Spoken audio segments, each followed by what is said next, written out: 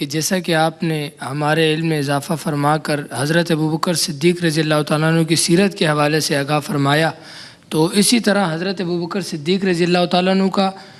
غزوات میں کیا حصہ تھا؟ ماشاءاللہ، گڈ کوسچن۔ جیسے کہ بیٹا میں نے پہلے بتایا نا کہ آیت کے اندر بھی ذکر کیا ہوا، اشداء علی الکفار رحماء بینہم، کہ دونوں وصف ہیں ایمان کا جو ہم سے مطالبہ ہے، اس میں دونوں باتیں ہیں، الحب فی اللہ بھی ہے والبغض فی اللہ بھی ہے، اللہ کے لیے محبت بھی ہے اور اللہ کے لیے عداوت رکھنا، نفرت رکھنا بھی ہے۔ تو جہاں ایسا موقع پیش آیا ہے جہاں دشمنان خدا سے لڑنے کی بات آئی ہے، تو وہاں پر غزوات میں بھی سیدنا صدیق اکبر اپنی نرمی کے باوجود پیش نظر آتے ہیں۔ تو جہاں موقع تھا سختی کا، وہاں سیدنا صدیق اکبر نے باقاعدہ سختی کا مظاہرہ کیا۔ جہاں آہنی ہاتھوں سے نپٹنا ضروری تھا، وہاں آپ آہنی ہاتھوں سے نپٹے ہیں۔ اور جتنے غزوات ہیں سارے غزوات میں آپ شریک رہے، بلکہ غزوہ بدر کے موقع پہ تو جس طرح آپ نے شجاعت کا جوہر دکھائے،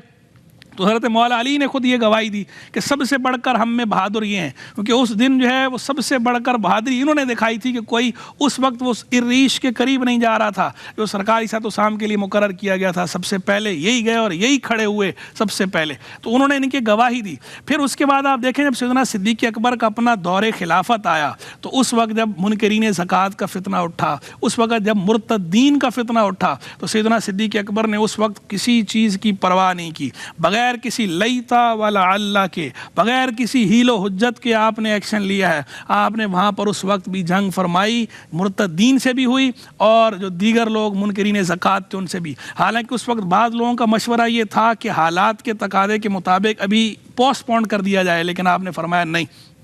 آپ سیسا پلائی ہوئی دیوار کی طرح کھڑے رہیں، اور آپ نے جہاں جس موقع پر جس چیز کی ضرورت تھی اسی طرح فیصلہ کیا ہے، اور بالکل سیدنا رسول اللہ علیہ السلام جس طرح دین کو اور امت کو چھوڑ کر گئے تھے اسی طرح آپ نے اس امت کو کھڑا رکھا ہے، کہیں ان کو بیٹھنے نہیں دیا، کہیں ان کو جھکنے نہیں دیا، کہیں ان کو گرنے نہیں دیا۔